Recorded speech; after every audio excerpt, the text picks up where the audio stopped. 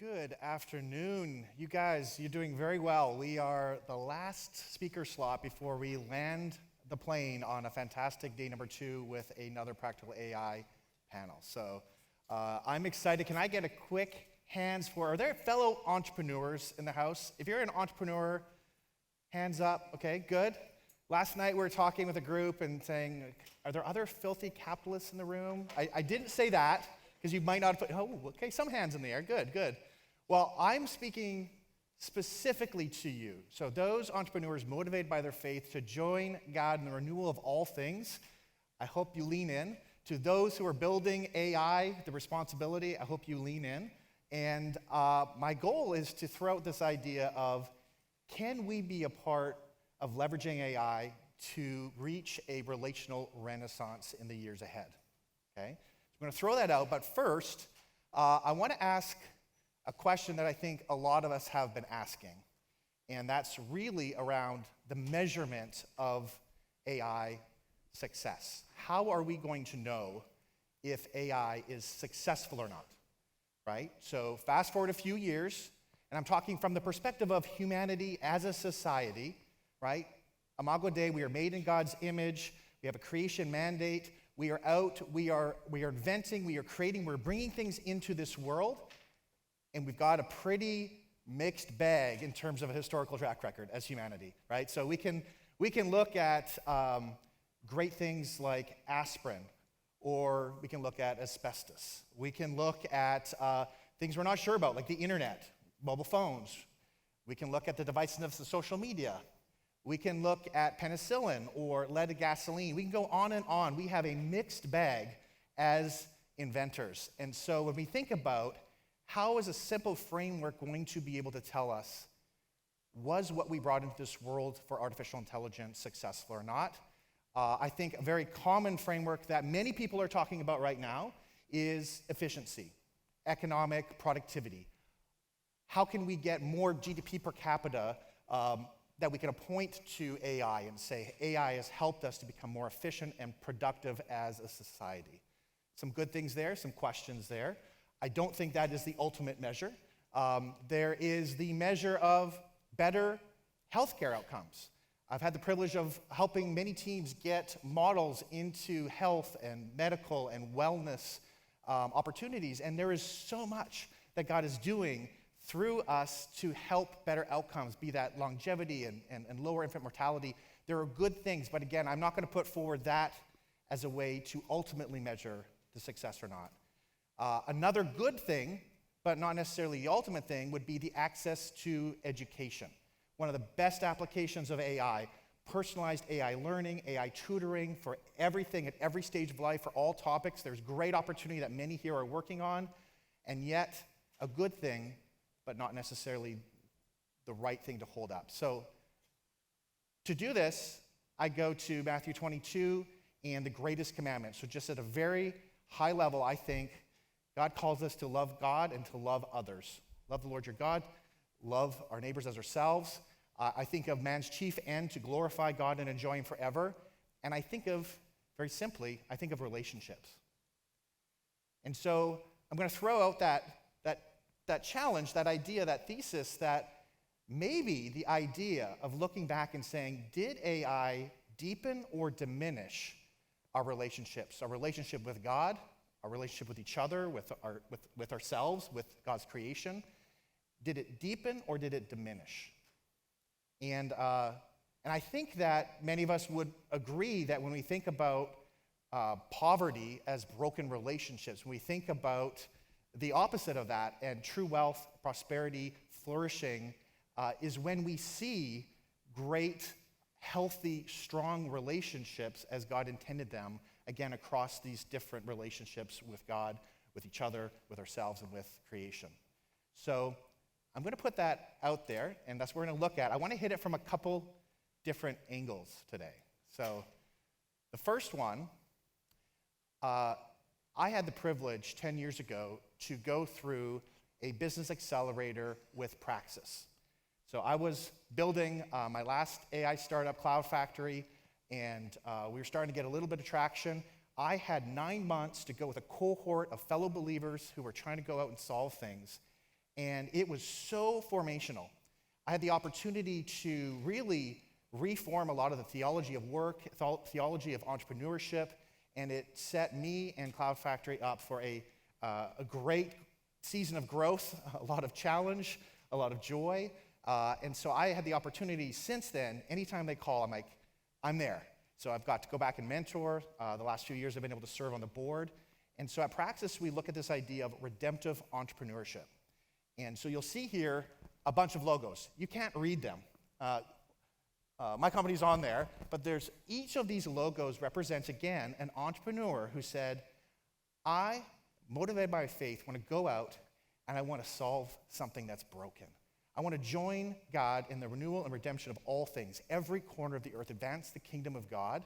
And there's great stories that are represented here. So for 12 years, these programs have taken nonprofits, for-profits through, and we now have this great community of funders, founders, and innovators.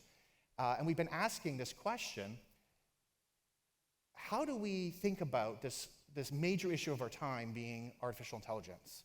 Do we have a unique contribution to make to a very busy conversation right now?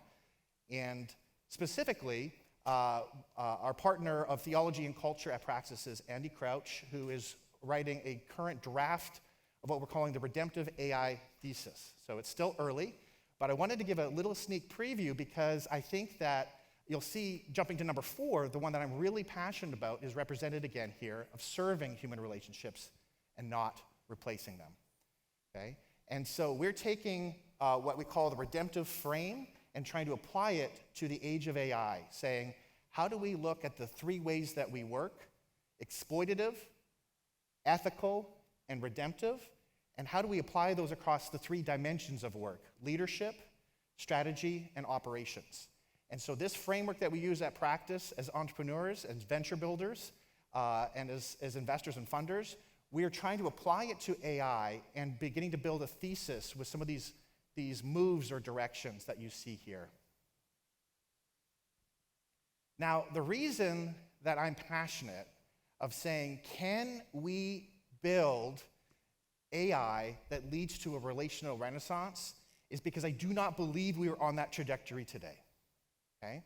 I do not think if we sit here as the church and allow things to continue to play out, that is going to naturally happen. In fact, I would argue this is a roadmap that I believe is setting us on a trajectory that may be very different from that. And so the first one is where we sit today. Text generation. I love Ryder earlier today. Word calculators, right? We've got this thing with most of the internet compressed into it. It's able to do this great predictive token generation that makes it look like it's so smart. And that's what we're all talking about, right? This thing is so smart. The world, though, is moving to what I believe is the next feature to be unlocked, and it's long-term memory. Now, many of you may already have this. If you're running your own local LLM, you may have built your own version of this like I've played with, and you can so right now, it's a very short-term memory, right? Every session that we have, we're effectively having to tell it again, remind it who we are and what we do, what our organization is, and all these sorts of things. When long-term memory gets turned on, every session, every chat we've had, right? We can plug in email, we can plug in documents, there's so many information that gets there, and it'll stay there for days, months, years. And it leads to this place, and the reason it's not unlocked is because we can technically do it today, but we don't know yet how to deal with this because it moves to, it knows me. So it's smart, and now it knows me. And now it may know me better than my loved ones, or it's the perception that this thing knows me better than my loved ones. It may even feel like it knows me better than myself. And we kind of want that, and there's kind of great application and convenience in that, and yet it's also scary. The next feature that's getting unlocked, and we have really early versions of this, but it's not just a text interface, but we move into a voice and a visual interface. So many of you are using the app where you can talk, and it's not perfect, but you imagine being able to perfectly real-time voice interact back and forth. That as the main interface. Then you move to with video. Now, it's not just perfect voice, but now it's a video, an avatar that we're able to fully interact with. And of course, the third interface is humanoids and robots that we all know are very much accelerating today. And it moves to this feeling, again, of it's so smart, it knows me, and it's so real. Next feature unlocked is emotions, empathy, personality, right? Again, we're seeing early versions of this. A lot of people working. Of course, this is not a conscious thing.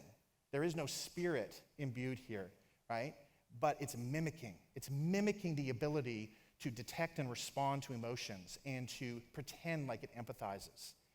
And it moves to this place of drawing us into fake emotional dependence on different topics, problems we may be going through, etc. And it, again, adds this idea of they're there for me. They are there for me. The last one is we shift the Overton window so quickly, right? And I know that we're all hoping, working, and praying that this does not happen, but there's a lot of evidence that current trajectory would be that there's a normalization of AI relationships, where it actually becomes common, potentially even legal in some world that I hope doesn't exist or is very far away. And it moves to not only are they there for me, but that we're close. We are close. So this roadmap of technical features that we are all seeing coming and maturing and improving very, very quickly, I believe could lead to a trajectory that is very far away from what my hope and dream would be, is that AI would unlock a relational renaissance, but instead something very different. How do we change it? As the church, as AI builders and entrepreneurs out in the world, how can we do this? So these are some design principles, again, just starting to think through. First and foremost, if we can build AI that would allow us to push back our users to interact and have human connection. How do we push users back to our loved ones, right? So yes, not pull them in for more screen time and attention, but instead push them back to loved ones. How can we push back to professionals when necessary? Because there are just certain emotional boundaries that need to be respected.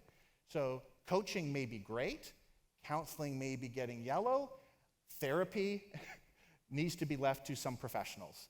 So building systems that knows when to push people back to their loved ones, push them back to professionals in certain boundaries is really important.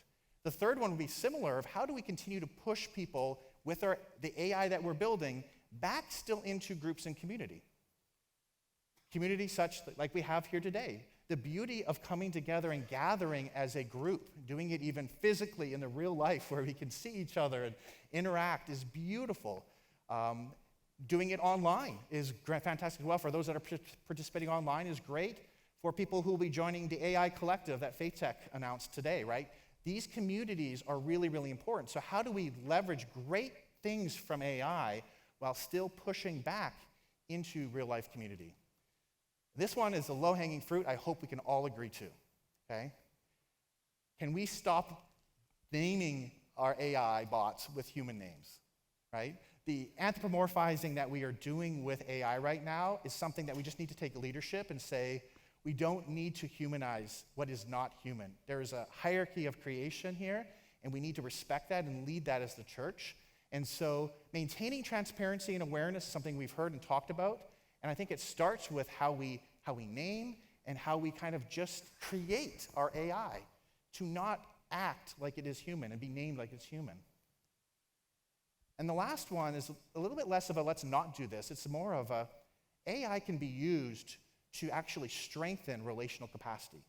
We can equip people, we can equip our users in a way that will actually have them grow in self-awareness or be able to empathize and relate and build connection better, understand how God wired other people and connect them to them. Lots of interesting things I believe that we can do again as entrepreneurs and AI builders.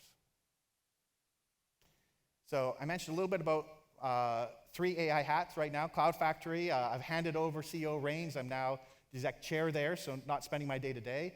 Continue to be a venture partner and board member at Praxis, but I'm spending most of my time on a new venture. So Sprout AI Studio is a venture building studio.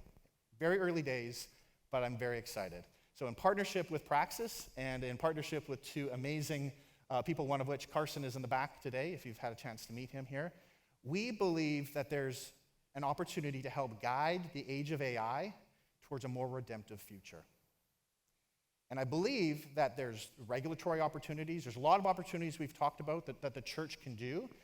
But specifically as entrepreneurs, we want to say, can we bottoms up co-found and create new startups that can be beacons, examples, help establish norms in new industries that could really change some of the trajectories and how these AI systems are built in the coming months and years.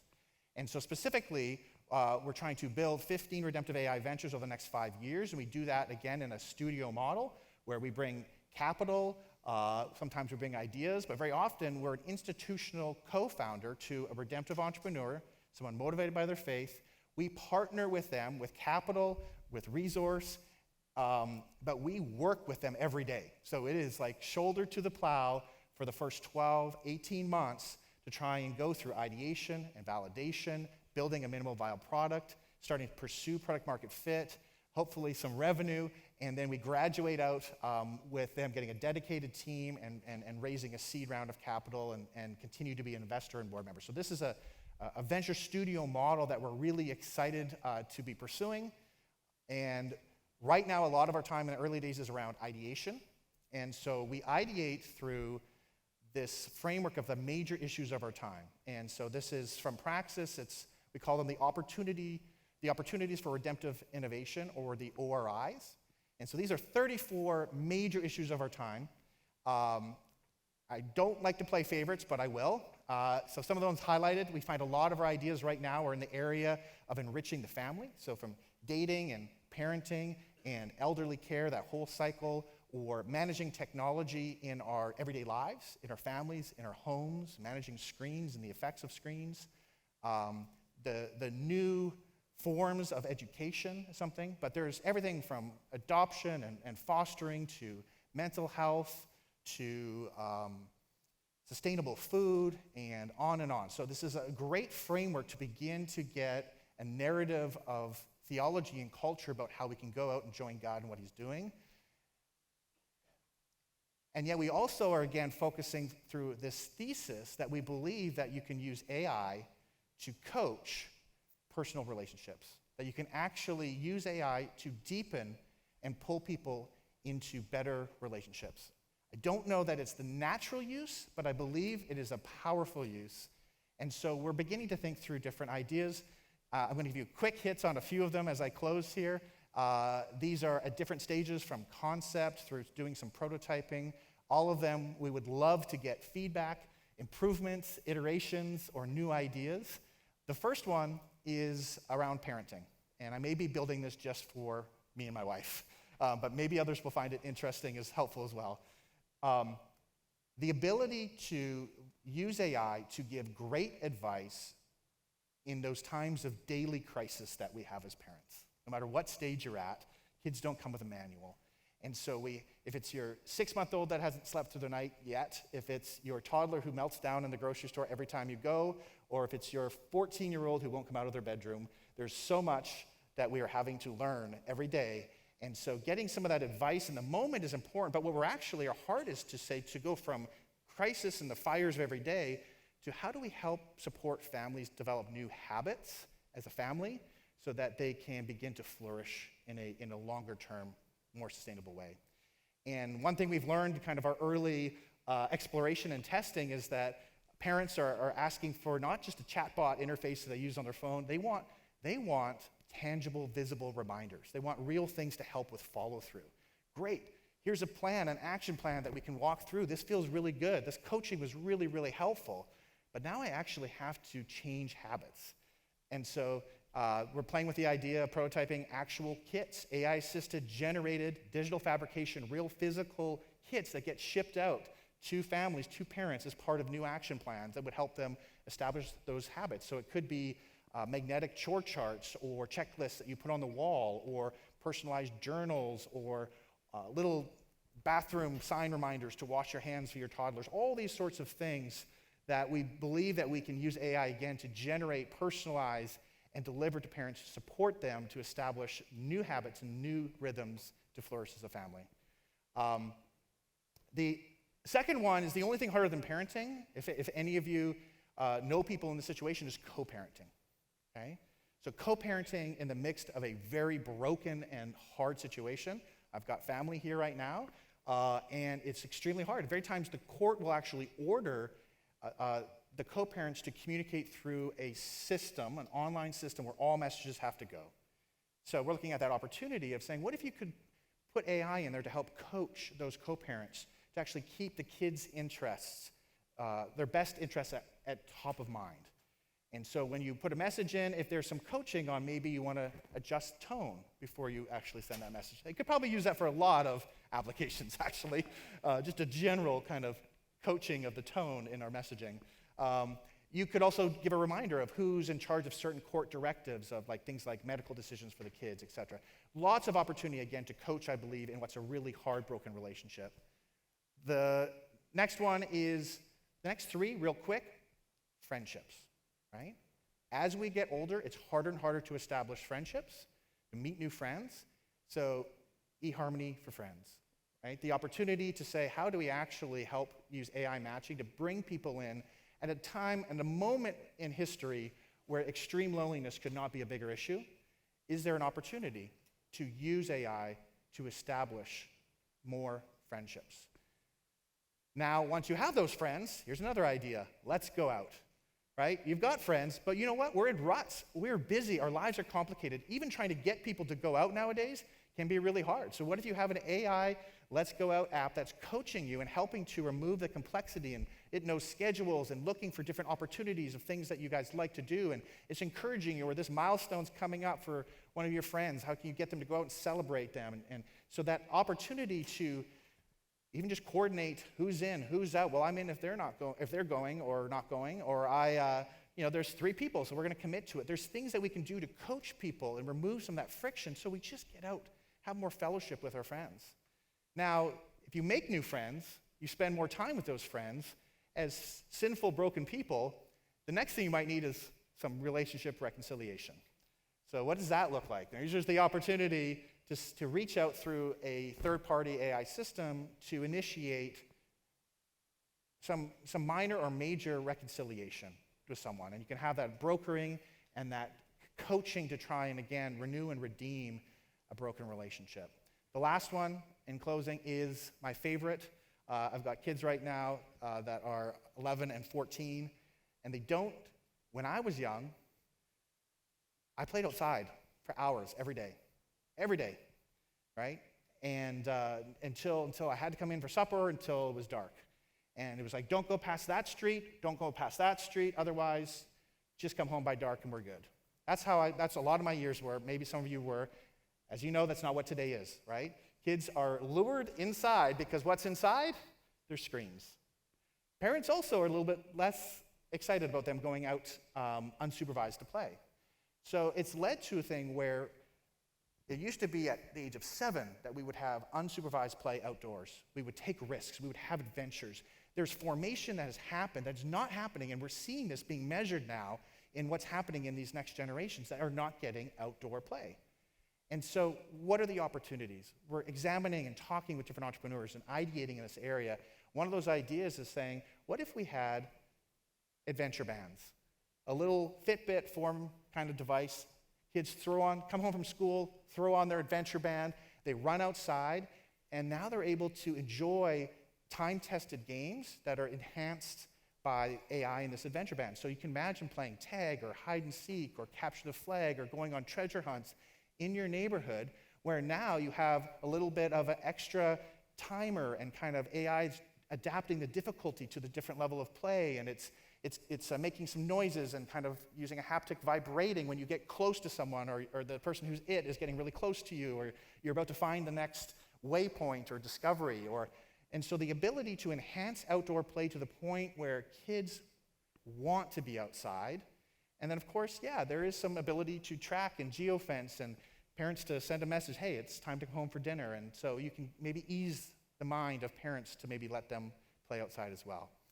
Early ideas, looking for your input, looking for your help. And in fact, I had a t-shirt. I don't have a t-shirt. Carson's wearing a t-shirt. Hand up, Carson, in the very back there. We have some AI t-shirts that we brought with us. and I flew Frontier, and I can't afford the $1,000 to take anything back with me. So we would love if anyone has any venture ideas around this thesis of deepening personal relationships with AI. I'd love to talk to you. Carson would love to talk to you. We'd love for you to take one of our t-shirts. Thank you.